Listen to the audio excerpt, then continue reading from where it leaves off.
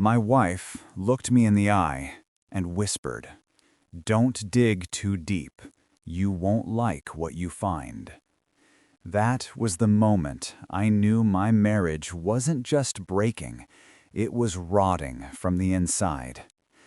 I should probably start from the beginning. My name's Daniel. I'm 39 years old, and for most of my life, I thought I was living a decent, ordinary life. I wasn't rich, but I wasn't struggling. I worked as a mid-level IT manager at a tech company. My wife, Claire, worked in marketing at another firm, a much larger corporation with bright offices, fancy events, and the kind of polished people who made me feel out of place whenever she dragged me to one of their cocktail parties. We'd been married for 12 years. We had a little girl, Emma, 9 years old. She was, and still is, my world. Every long day at the office, every stressful week, it was her laughter that pulled me back from the edge.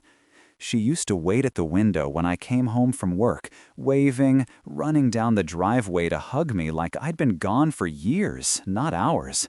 On the surface, we were the perfect family. Or so I thought. People at church used to say we were the couple everyone envied. Friends joked that Claire and I were proof that love could survive the daily grind. But behind closed doors, the cracks were already spreading. I didn't notice at first, maybe because I didn't want to. Claire started working later. At first, it was occasional. Then it became routine. She'd tell me her boss, Richard, demanded a lot from her. Late-night strategy calls, client dinners that went until midnight, presentations that had to be perfect. I believed her. Why wouldn't I? She'd always been ambitious, always climbing faster than I ever could. I was proud of her, even when she made me feel small with how quickly she was moving up. But then I started noticing the little things. The way she kept her phone face down on the table. The way she laughed softly to herself while reading messages, but when I asked, she brushed it off. Just work memes, nothing funny to you. The way she started smelling different when she came home, like cologne that wasn't mine, like wine from dinners she never told me about. Emma noticed it too, in her own innocent way. She once asked me, "Daddy, why does Mommy hug her phone more than me?" That question hit me harder than anything Claire had ever said. Still, I convinced myself I was being paranoid. Everyone works late. Everyone has stressful bosses. Everyone needs space, right? That's what I told myself, over and over. But deep down, something was gnawing at me, something ugly and relentless. The breaking point came on a Thursday night. I was doing dishes when I heard her in the living room. Claire was on the phone, speaking in a tone I hadn't heard in years. Playful, giggly, almost girlish. I froze, hands submerged in soapy water, listening. Then I heard it.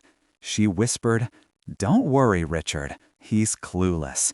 He thinks I'm just tired from work." My heart stopped. Richard, her boss. The man she always talked about as demanding but brilliant. I didn't barge in. I didn't scream. I didn't confront her. Instead, I stood there, staring at the water, the plates slipping from my hands. And for the first time in my life, I made a decision that would change everything. I would pretend to be ignorant. I would play the fool. I would smile, nod, act blind, while quietly, carefully, I gathered every thread of the truth. Because if Claire thought I was weak, if she thought I was too naive to see the storm she was building behind my back, then she had no idea who she had married.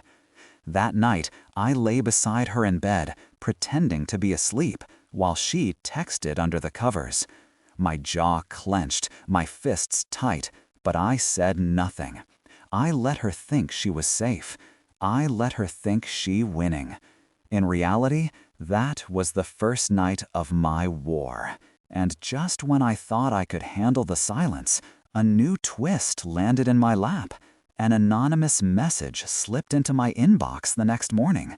No name, no greeting, just 6 words that made my blood run cold. Your wife is sleeping with her boss. I stared at that anonymous message for what felt like hours. 6 little words glowing on my phone screen like a curse I couldn't shake off. Your wife is sleeping with her boss. No signature, no evidence, no explanation, just words. But words with the power to tear apart 12 years of my life. My first instinct was denial. This had to be some kind of sick joke, maybe from someone who envied Claire's success at work. Office politics could get ugly, and Richard wasn't exactly beloved by his peers. Maybe someone wanted to ruin her reputation by planting poison in my head. That's what I told myself. That's what I needed to believe. But once a seed of doubt is planted, it grows. It doesn't matter if you water it with denial or starve it with forced ignorance. It spreads, quietly, relentlessly. That morning, I watched Claire more closely than ever before. She moved through the kitchen in her silk blouse and pencil skirt, humming softly as she buttered her toast. Her phone buzzed, and in one seamless motion, she flipped it face down on the counter. My stomach turned. I asked, too casually, "Late night again tonight?" She didn't even flinch. "Yeah, Richard wants me at this client dinner. Big opportunity." She kissed my cheek, grabbed her purse, and was gone. Just like that. No hesitation, no crack in her armor. But as the door closed behind her, I realized something. I wasn't imagining things. She was different, colder, distant, not in obvious ways, but in small ones. The kind of distance you only notice when you've been close to someone for years. We used to talk about everything, our day, our dreams, even the stupid little shows we watched before bed. Now, conversations were shallow. Her eyes were always somewhere else. And when I reached for her hand, she pulled away just enough to make it feel like an accident. The nights became harder. She came home later, sometimes smelling like wine, sometimes like perfume that wasn't hers. She'd go straight to the shower, as if washing something off before climbing into bed beside me. And then came the slip. One night, half asleep, she mumbled a name. Not mine, not honey, not babe. She whispered, "Richard." I froze, my heart hammering so loudly I thought it might wake her. I stared into the darkness, waiting for her to say more, to wake up, to explain. But she rolled over and snored softly, oblivious to the blade she had just driven through my chest. I didn't sleep the rest of that night. Instead, I lay there, staring at the ceiling. It could mean anything. It doesn't prove anything. Don't overreact. But deep down, I knew. Still, I kept playing my part. I kept smiling, kept pretending. If she wanted a blithe husband, she'd get one, at least until I was ready. The real test came a week later. She left her phone on the counter when she went upstairs to get ready. It buzzed once, twice, 3 times. My hands trembled as I reached for it. But just as I was about to unlock the screen, I stopped. Not yet. If I opened it and found what I feared, I'd have to confront her. I wasn't ready. I needed more. I needed proof no one could deny. Not her, not Richard, not anyone. And then, as if fate wanted to mock me, I found my first piece of evidence. Claire had tossed her purse onto the sofa when she got home one night. I went to move it, and out slipped a receipt. A restaurant I'd never heard of. Dinner for 2. 2 glasses of wine. 1 dessert. The date? The night she told me she was working late. I stood there, holding that flimsy piece of paper like it was a grenade. My chest tightened, my vision blurred, and for a moment, I thought I might pass out. I could hear her in the shower upstairs, humming, carefree, innocent. And all I could think was, how long has this been going on? How many nights has she lied to my face? I shoved the receipt back into her purse before she came down. My heart pounded so violently I was sure she could hear it echoing through the house. When she finally stepped out, hair wet, wrapped in her robe, she smiled and asked if I wanted tea. Tea. As if the foundation of our marriage wasn't crumbling beneath us. That night, lying in bed beside her, I realized something terrifying. I was no longer her husband in her eyes. I was an obstacle, a placeholder, something to be managed while she lived her real life somewhere else. But she didn't know that I knew, and that ignorance, pretend as it was my weapon. Because while she thought she was fooling me, I was quietly waiting, quietly watching. And I promised myself, when the truth came out, it wouldn't just be in whispers behind closed doors. No, the world would see her betrayal. Everyone would. The receipt haunted me. It wasn't just a scrap of paper anymore. It was a dagger lodged in my chest, twisting. Every time I looked at her smile, every time she called me love, every time she kissed me goodbye. I tried to bury it, tried to tell myself maybe it was a client dinner, maybe it was innocent. But then I remembered the dessert. One dessert, 2 spoons. That detail wouldn't leave my mind. 2 people, sharing, intimate, romantic, not business. The days that followed became unbearable. I couldn't focus at work. I'd stare at spreadsheets and emails, but all I saw were flashes of Claire's laughter, not with me, but with him. My coworkers asked if I was okay, and I'd plaster on a fake smile, muttering about lack of sleep. If only they knew. Nights were worse. I lay awake beside her, the silence suffocating. I'd listen to the buzz of her phone lighting up on the nightstand, screen always turned away from me. Sometimes she'd grab it and rush to the bathroom, whispering into the darkness as if I were deaf, blind, or stupid. One night, I couldn't take it anymore. I followed her. She tiptoed into the hallway, phone pressed to her ear, her voice hushed but sharp. "I told you, not tonight. He's right here. No, I can't just leave. What if he suspects?" My blood ran cold. I pressed my back to the wall, every nerve on fire. She wasn't talking to a friend. She wasn't talking to family. She was talking to him, to Richard. I wanted to storm out, grab the phone, scream until the walls shook. But instead, I slipped back into bed, forcing my breathing to stay steady, pretending to be asleep when she returned. My fists clenched so tightly under the covers that my nails dug into my palms. The next morning, I couldn't even look at her. She floated through the kitchen, humming as if nothing were wrong, as if she hadn't just whispered betrayal into the phone a few feet away from me. I thought I might explode. So I confronted her. Not directly, not with evidence, just probing, testing. "You've been busy lately," I said, sipping my coffee. "Lots of dinners, lots of late nights. Everything okay at work?" She froze for just a split second, just long enough for me to catch it. Then she smiled, too quickly, too perfectly. "Of course, you know how demanding Richard can be." Richard. The way his name rolled off her tongue, it was too natural, too easy. I pressed further. "He must really value your company.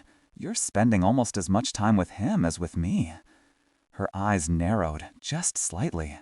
"Don't be ridiculous," she snapped. "It's work. You know how important this project is. Stop being paranoid." Paranoid. The word sliced through me. That's what cheaters say, isn't it? Gaslight, twist, make you question your own sanity. But I wasn't paranoid.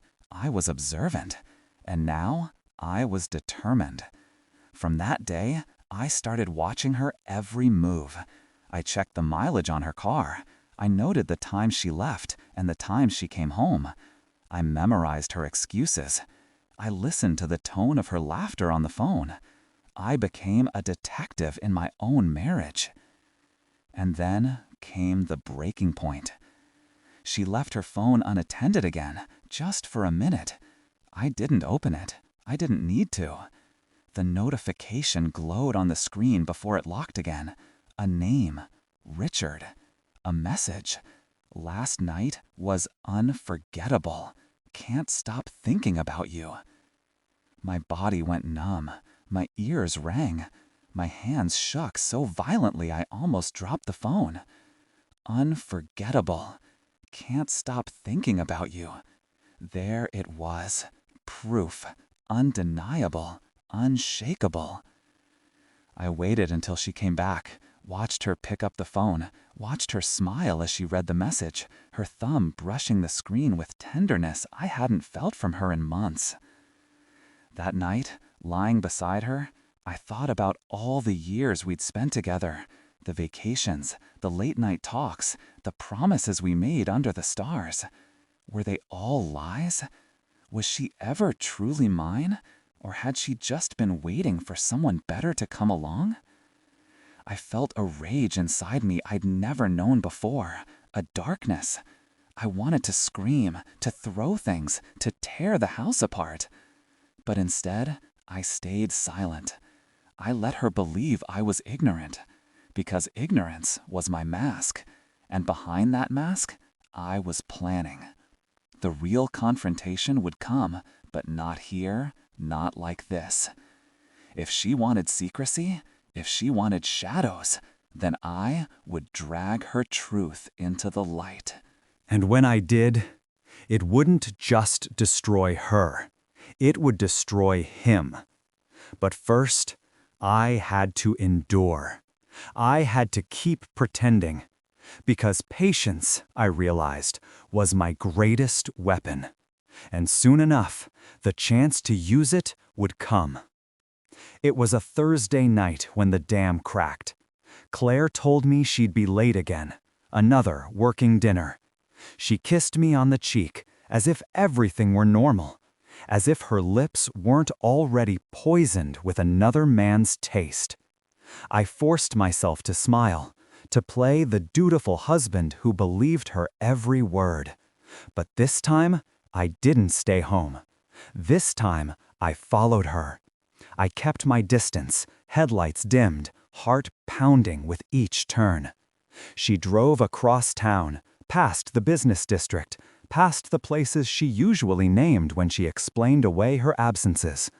Finally, she parked outside a small restaurant.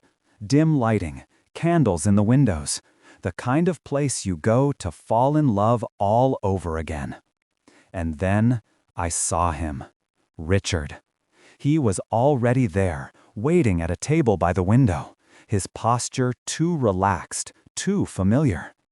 When Claire walked in, his face lit up, not the way a boss looks at his employee, but the way a man looks at a woman he craves. I gripped the steering wheel so hard, my knuckles turned white. My lungs burned, like the very air betrayed me by keeping me alive to witness this. I watched as they sat down, leaning in close. Their laughter danced through the glass, muffled but unmistakably intimate. Richard reached across the table, brushed her hand with his fingers. Claire didn't pull away. She didn't even hesitate. She smiled. My world collapsed in that smile. For a split second, I wanted to storm inside, flip the table, demand answers. I wanted to drag her out by the wrist and ask her if this was her definition of marriage. But I didn't move. I stayed frozen in my car, my chest heaving, my jaw clenched so tight it ached. Because something in me knew this wasn't the climax. Not yet. This was just the beginning of the end. I stayed and watched as they ordered food, as wine glasses were raised, as her eyes lingered on him in a way they hadn't lingered on me in months. My stomach churned. Every second was torture, but I couldn't look away. And then, the final dagger. The waiter brought out dessert. 1 plate, 2 spoons. It was the receipt all over again. The memory I had tried to dismiss, now alive, playing out in front of me in real time. I bit down on my lip until I tasted blood, fighting the urge to scream, to smash through the glass with my fists. Instead, I sank lower into my seat, my hands trembling, my breath uneven. They shared that dessert, laughed, leaned in closer, and then her hand slid over his, their fingers laced together. Something inside me shattered. I thought of our wedding day, her vows trembling on her lips as she promised forever. I thought of the night our daughter was born, the tears in her eyes as she whispered, "We made this life together." I thought of every moment I had fought to protect, only to watch her burn it all down with a single touch of another man's hand. When they finally stood, when he placed his hand on the small of her back like she was his, I couldn't take it anymore. I started the car, engine growling, headlights flaring. Claire glanced back instinctively, her eyes sweeping across the parking lot. For a heartbeat, I thought she saw me. For a heartbeat, I wanted her to. But she didn't. She walked away with him, disappeared into the night as if I didn't exist. I drove home in silence, the rage inside me a living, breathing thing. By the time I parked in our driveway, my decision was made. No more pretending, no more playing detective, no more patience. The next time I faced her, there would be no subtle questions, no testing. The truth was now a blade in my hand, and I was ready to use it. Because this wasn't just betrayal, this was war. The next evening, Claire walked through the front door with that same practiced smile, the kind of mask that used to fool me. She set her bag down, slipped off her shoes, and greeted me with a kiss on the cheek, as though she hadn't been clutching another man's hand the night before. But this time, I didn't return the kiss. This time, I was ready. I had spent the entire night planning, pacing the floor until my legs burned. My mind was sharp, fueled by a rage so precise it almost felt cold. For weeks, I had played the fool. I had smiled. I had nodded. I had swallowed every excuse. But no more. Tonight, I would rip the mask off her face in front of the very people who thought she was perfect. It was Richard's birthday. The office had arranged a small celebration at the company headquarters. Claire told me that morning she had to stay late because of it, that she would just swing by for the cake and speeches. I told her I might come too. She laughed nervously, brushed it off as if I were joking. But I wasn't. By 7 that evening, I was outside that office building, my hands gripping the steering wheel, my chest tight with anticipation. The parking lot was full. I could hear music and chatter spilling from the top floor conference room. I walked in. The room was warm with laughter. Colleagues gathered around Richard as he cut his cake. And there she was, Claire, standing beside him, eyes glowing, her hand lingering on his arm in a way no one else seemed to notice. But I noticed. And then, as if fate wanted me to have no doubt, Richard leaned down and whispered something in her ear. She giggled like a schoolgirl, cheeks flushed. And before I could blink, his hand slid boldly down her back, setting at her waist. It was over. I stepped forward, the room falling silent as my voice cut through the laughter. Claire. Her name came out like thunder, sharp and merciless. She froze, the color draining from her face. Richard stiffened beside her, his hand snapping away like a guilty child caught red-handed. Every pair of eyes in that room turned to me. I walked closer, slow, deliberate, my gaze fixed on my wife. "Go on," I said, my voice trembling with restrained fury. "Tell them. Tell everyone here how many late nights were spent working overtime. Tell them how many times you let your boss touch you while your husband was home raising your child." Gasps rippled through the crowd. Claire's lips parted, but no sound came out. She reached for me, whispering, "It's not what you think." "Not what I think?" I barked, my voice breaking with anguish. "I saw you, Claire." I watched you hold his hand like it belonged to you. I watched you laugh at his table, drink his wine, share his dessert. Don't you dare stand here in front of these people and tell me it's not what I think. Richard tried to step forward, his voice calm but shaky. "Listen, maybe we should talk about this in private." "Private?" I roared. "No, Richard, that's what you wanted. Secrets, shadows, lies whispered in dark corners. But tonight, we don't hide. Tonight, everyone sees you for what you are." I pulled out my phone, my hand shaking as I opened the photo I had taken through the restaurant window the night before. Claire's hand wrapped in his, her smile brighter than any she had given me in months. I held it up for the room to see. The silence that followed was suffocating. Coworkers shifted uncomfortably, whispers darted through the crowd like snakes. Claire's eyes filled with tears, her mascara smudging as she shook her head violently. "You don't understand," she pleaded, her voice breaking. "It wasn't serious. It was just what?" I snapped. "Just a mistake? Just a little fun while your husband worked himself to the bone to give you everything? Just betrayal that stretched over months while you looked me in the eye every morning and told me you loved me?" I felt the tears burning in my own eyes now, the pain leaking into my fury. "You stood before me, Claire. You promised me forever, and you threw it away for this man, for a boss who sees you as nothing more than another conquest." Richard tried to interject again, but I cut him off, my voice shaking with rage. "Stay out of this, Richard. You've had enough of what belongs to me." Claire collapsed into a chair, sobbing. But I couldn't stop. The words spilled out, raw and unstoppable. "You've humiliated me. You've destroyed this family. And for what? For late-night texts, for stolen kisses in office hallways, for some pathetic thrill? Was our life not enough? Was I not enough?"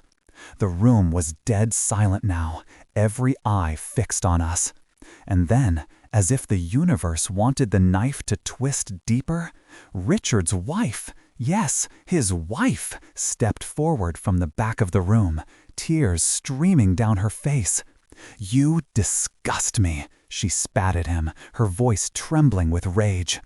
"All those nights you told me you were buried in work, God, I believed you. I defended you. And all along, you were screwing her." She pointed a shaking finger at Claire, who buried her face in her hands. The crowd erupted, gasps, murmurs, angry whispers. Colleagues looked at Richard with open contempt, others shaking their heads at Claire. And in that moment, I felt something break free inside me. The humiliation I carried for weeks had shifted. No longer was I the fool, the man stumbling in the dark.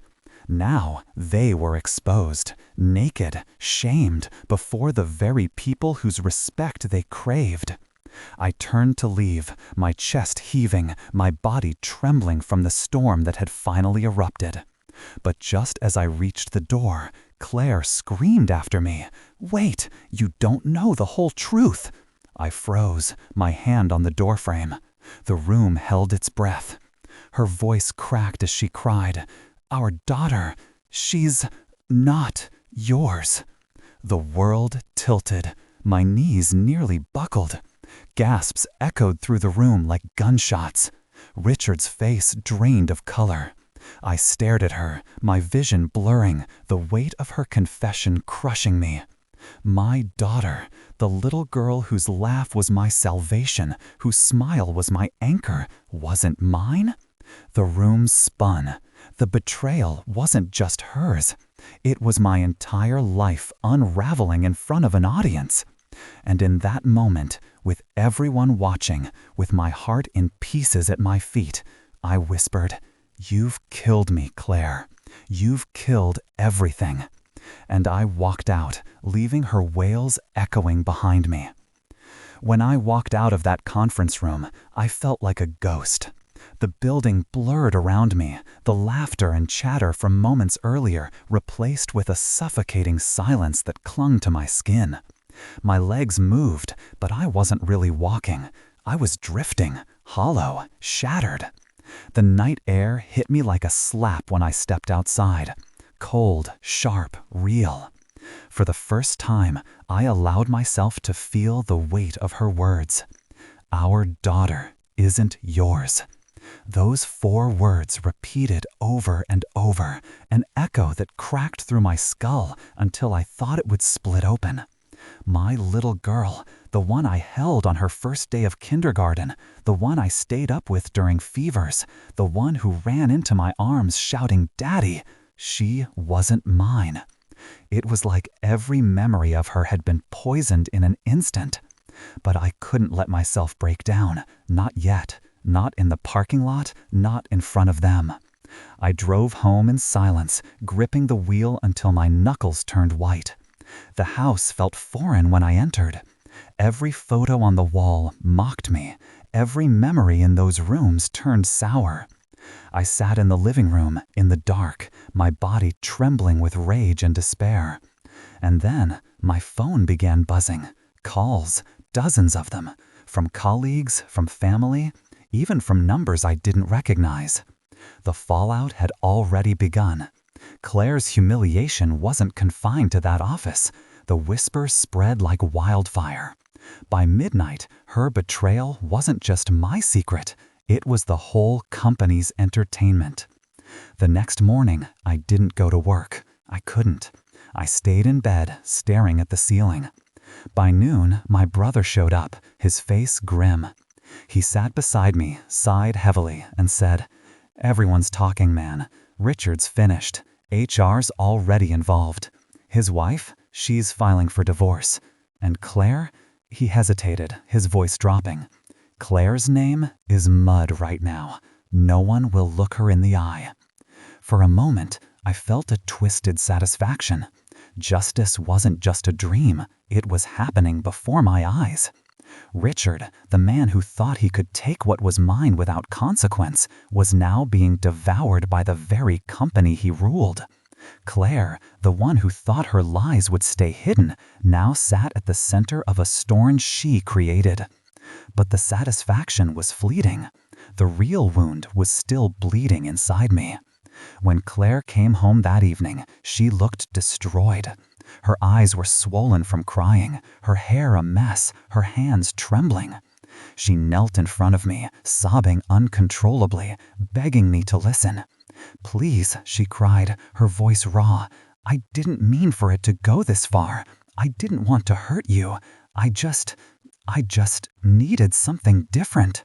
I thought it was harmless at first, but then it got out of control." I stared at her, my jaw clenched. "Harmless?" My voice was low, dangerous. "You slept with your boss. You paraded around like a loyal wife while you laughed behind my back. You let me raise a child that wasn't even mine." And you dare use the word harmless? She collapsed into sobs again, clutching at my legs. "I still love you. Please, please don't leave me. We can fix this. We can fix everything." For the first time in weeks, I laughed. A hollow, bitter laugh that cut through her pleas. "Fix this? Claire, you broke it beyond repair. You didn't just cheat, you destroyed me. You destroyed us. There is nothing left to fix." I pushed her hands away and stood, towering over her. And in that moment, I made my choice. I'm done. File for divorce. I want nothing from you but distance. Keep your lies, keep your shame, keep your so-called love. I don't want it. She let out a scream, a sound so guttural it almost sounded inhuman.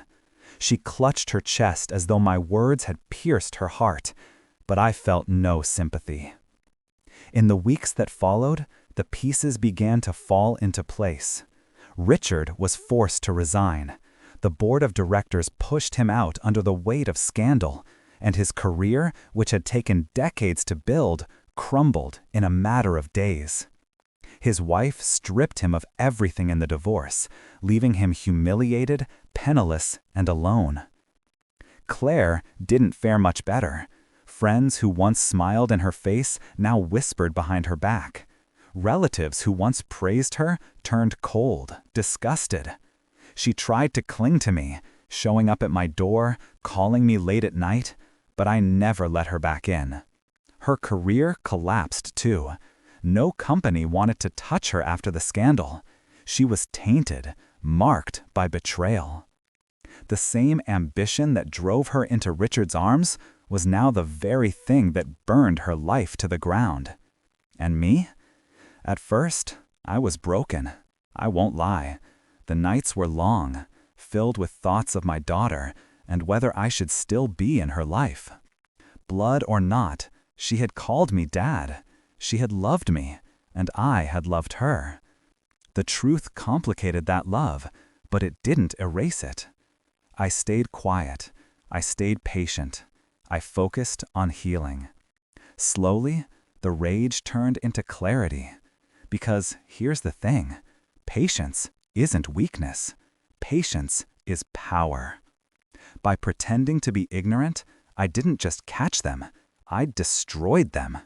I let their own arrogance and carelessness set the trap, and when the time came, I exposed them in front of everyone they cared about.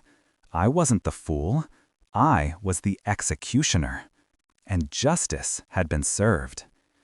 But even with justice, the wounds remained. And as I sat alone in my quiet house, the echoes of Claire's words still haunted me. Our daughter isn't yours. I knew I couldn't stay frozen forever. I had to decide my future. And as I stared out the window into the cold night, I realized something. Endings aren't always clean. Sometimes, even when you win, the scars stay. But scars are proof of survival. And I had survived. It's been almost 2 years since that night in the conference room, the night everything I thought I knew about my marriage, my family, my life came crashing down. 2 years sounds like a long time, but pain doesn't obey calendars. It lingers. It burrows deep into the bones, only dulling when time finally wears down the sharpest edges. Even now, there are days when I wake up, and for a split second, I forget. I roll over, expecting Claire to be there, expecting to hear my daughter laughing in the kitchen. And then reality sets in, heavy as stone. The house is quieter now. At first, the silence was suffocating. Every empty room was a reminder of what I had lost. Every quiet evening felt like punishment. But over time, I learned that silence can also be healing. It can be peace, not just absence. Claire's life unraveled faster than anyone predicted. She tried to rebuild her career, but no company wanted to touch her after the scandal. Every interview ended in rejection. Every application vanished into the void. People remembered. People whispered. And the cruel irony was, the same ambition that drove her to Richard was now the chain around her neck, dragging her down. She lives alone now, from what I hear, some small apartment on the other side of town. The woman who once looked down on everyone, who strutted with pride and arrogance, is now a ghost of her former self. When I pass her in my thoughts, there's no anger left, just a hollow pity. She destroyed herself. Richard? He fell even harder. His wife took him for everything in the divorce, and the company that once bowed at his feet erased his name overnight. He tried consulting, tried clawing his way back, but no one wanted a man branded with scandal. The last I heard, he moved out of state, a broken shell of the powerful boss he once was. Justice was served. But justice doesn't heal wounds. It only balances the scales. And then there's my daughter. I struggled with that more than anything. Blood or not, she was my little girl. The love I gave her, the memories we shared, they were real. And she still calls me Dad. That word cuts me in two every time. Half of me aches with the betrayal, the reminder that she isn't mine. The other half can't let go of the bond we built. Because love, real love, isn't written in DNA. We've built something fragile, but real. I don't see her as often as I used to, but when I do, I give her the same love I always did. Maybe one day I'll tell her the truth. Maybe she deserves to know. But for now, I let her live in the world where Dad means safety, where Dad means love. As for me, I've changed. I had to. Pain like that either breaks you or remakes you. I left the old company. I couldn't stay in that building, with those memories burned into its walls. I started fresh at a smaller firm, where no one knew me as the man with the scandalous wife. I poured myself into work, into rebuilding, into proving that I was more than the man they laughed at in the conference room. And slowly, piece by piece, I found myself again. I won't lie, it's still hard. There are nights when the loneliness creeps in, when the echoes of betrayal whisper through the dark. But I no longer drown in them. I've learned to let them wash over me and fade. Because I survived. And survival, after all, is its own kind of victory. So what's the lesson in all of this?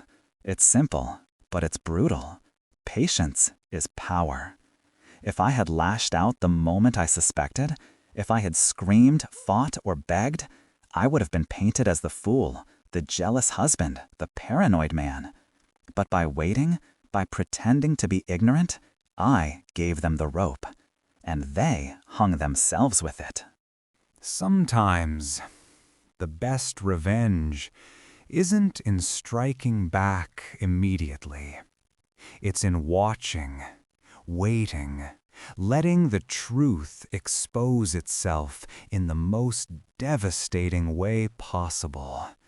And when it does, it's not just a win, it's final, undeniable justice. But there's another truth I've learned. Betrayal doesn't define you. It hurts, it scars, but it doesn't have to break you. You can rise from it. You can rebuild. You can stand taller than before. Because betrayal says more about them than it ever will about you. And if you take nothing else from my story, let it be this. Never let someone else's lies convince you that you're worthless. Sometimes being patient, being silent, being watchful, that's not weakness. That's strength. That's power. And in the end, I walked away stronger. Claire and Richard destroyed themselves. But me, I survived. And survival is the sweetest revenge of all.